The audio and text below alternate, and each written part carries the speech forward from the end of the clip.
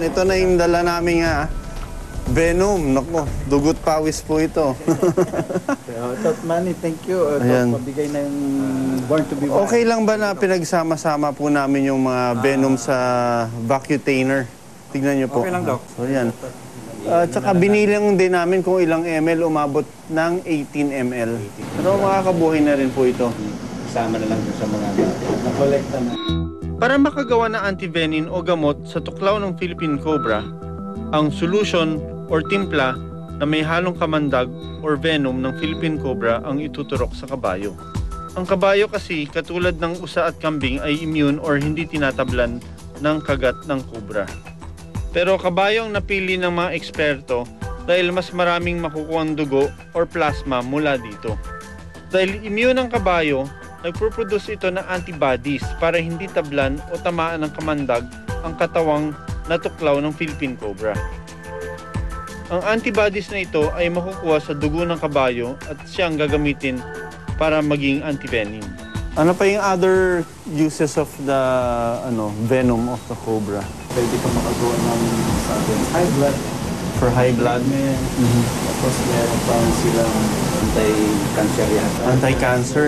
Napakagandang experience yung natutunan ko dito. At saka, yun nga, yung pag-ikot-ikot namin, pag-collect na namin ng venom from the cobra. Kasi talagang may nakita nga kami, kinatay.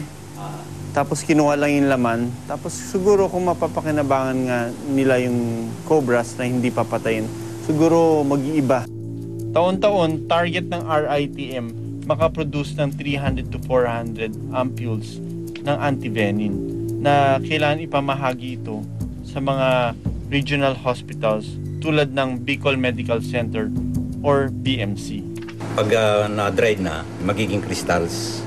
At from this crystal venom, gagawa tayo ng 1% solution.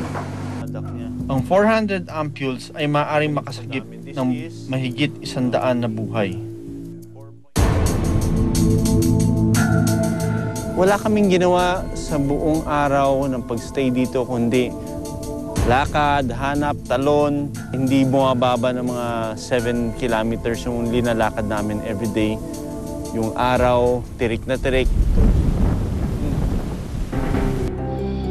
Mahirap isipin kung mayroon ba dapat sisihin sa madugong engkwentro ng Philippine Cobra at tao. Ang taong gumawa ng palayan at ang mga palayang ito ay nakaka-attract ng mga daga na siyang kabilang sa pagkain ng cobra. Kaya hindi nakapagtatakang magtagpo ang tao at cobra sa lugar na pareho nilang pinagkukuhanan ng pagkain.